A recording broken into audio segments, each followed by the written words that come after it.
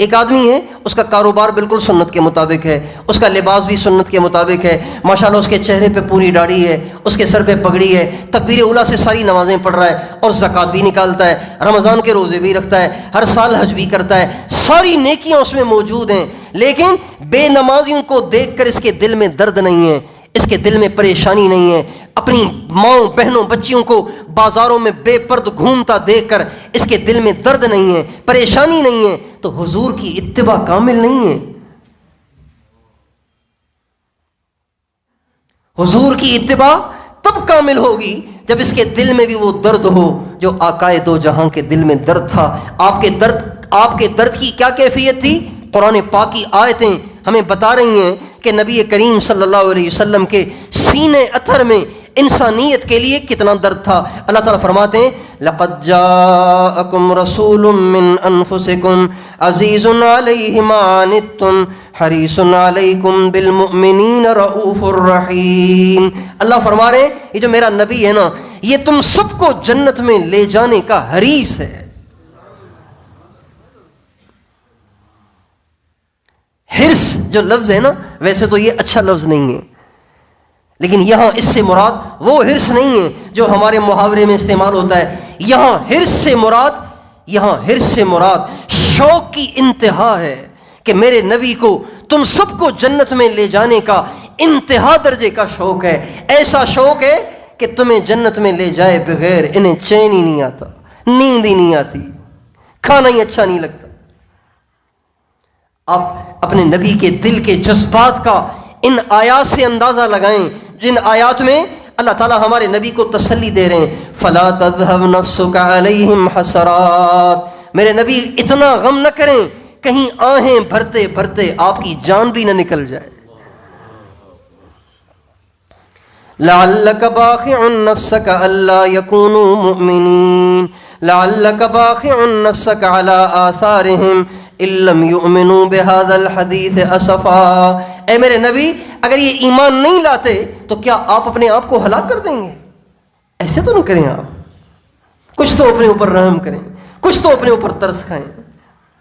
اس لیے اگر ہم چاہتے ہیں کہ ساری امت مسلمہ کا بیڑا پار لگ جائے، ساری امت مسلمہ کے حالات ٹھیک ہو جائیں، ساری امت مسلمہ پہ اللہ تعالیٰ کی نظر رحمت ہو جائے، تو خود بھی متقی بنیں، اوروں پہ بھی محنت کریں، اوروں کو بھی سیدھے راستے پہ لانے کے لیے محنت کریں اور کوشش کریں۔ اب آج کل ایک عام ذہن بن گیا ہے، بھئی لوگوں کے پاس جانا، ان کو دین کی دعوت دینا، یہ تو کرنا ہے تبلیغ والوں نے، ہم تو عالم ہیں، مدرسے میں پڑھانا ہے، ہم تو شیخ ہیں، ہم نے تو بس خانقاہ میں بیٹھ کے بیعت کرنا ہے، ہم تو طالب علم ہیں، ہم نے صرف مدرسے میں پڑھنا ہے۔ اور یہ اوروں کے پاس جا کے دعوت دینا یہ تو صرف تبلیغ والوں کا کام ہے، ایسے نہیں ہے۔ ایسے یہ تو ایک خاص طریقے سے مولانا الیاس صاحب نے تبلیغ کا کام شروع کیا ہے، ورنہ تبلیغ کا کام ہمارے سارے اکابر نے کیا ہے۔ انسانیت کا درد، انسانیت کا غم، انسانیت کو سیدھے راستے پہ لانے کی ٹینشن، یہ ہمارے سارے اکابر کو تھی، اس سے کوئی خالی نہیں ہے۔ ایک دفعہ حضرت علامہ انور شاہ کشمیری رحمۃ اللہ علیہ جا رہے تھے تو ایک ہندو کو اسٹاپ پہ کھڑے ہوئے تھے، گاڑی میں بیٹھنا تھا، ایک ہندو کو دیکھا، دیکھتے ہی چلے گئے۔ تو پاس والے نے کہا حضرت کیا دیکھ رہے ہیں اس میں؟ فرمایا سوچ رہا ہوں یہ بھی دوزخ میں جلے گا، ہمیشہ دوزخ میں جلے گا، کبھی نہیں نکلے گا، یہ سوچ رہا ہوں، یہ کہہ کے آنکھوں میں آنسو آ رہے تھے۔ جب اس ہندو نے دیکھا کہ پہلے میری طرف دیکھ رہے ہیں، پھر میرے بارے میں کس پاس والے کو کچھ کہہ رہے ہیں، تو وہ بھاگا اس پاس والے کے پاس آیا، کہا یہ چہرے سے تو بڑے بزرگ لگ رہے ہیں، میرے بارے میں کچھ کہہ رہے ہیں؟ کہا ہاں یہ تمہارے بارے میں کہہ رہے ہیں، یہ بھی ہمیشہ دوزخ میں جلے گا۔ کہنے لگے اگر دوزخ میں نے اس حال میں دوزخ میں جانا ہے تو پڑھائیں مجھے کلمہ، میں بھی مسلمان ہونے کے لیے تیار ہوں۔ حضرت مولانا سید عطا اللہ شاہ بخاری رحمۃ اللہ علیہ ہمارے اکابرین میں سے ہیں۔ ایک جگہ جلسہ تھا تو جلسے میں حضرت سید عطا اللہ شاہ بخاری رحمۃ اللہ علیہ کے لیے کھانے کا انتظام کیا گیا تھا، تو کھانا ذرا اوپر کی منزل میں تھا۔ حضرت اوپر جا رہے تھے، سیڑھی پہ چڑھ کے اوپر جا رہے تھے، سیڑھی بالکل تنگ تھی، ایک آدمی گزر سکتا تھا، دونوں آدمی نہیں گزر سکتے تھے۔ حضرت جب چڑھنے لگے تو سامنے سے بھنگی آ رہا تھا، سامنے سے بھنگی آ رہا تھا۔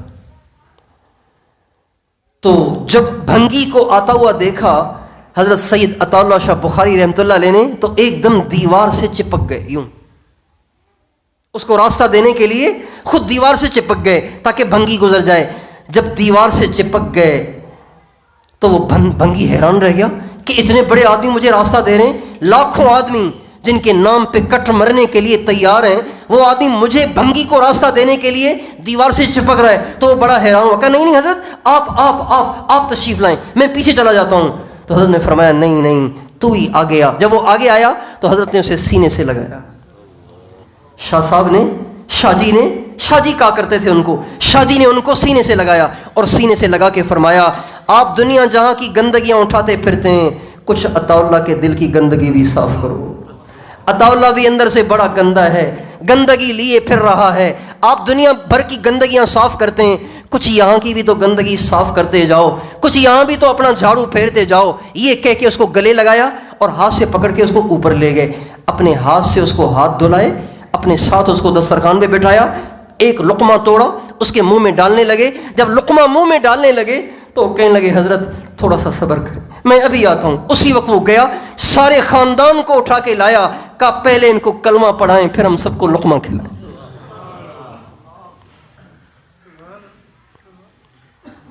میرے دوستو، آج دیندار طبقہ انسانیت کے بارے میں بے فکر ہو گیا ہے۔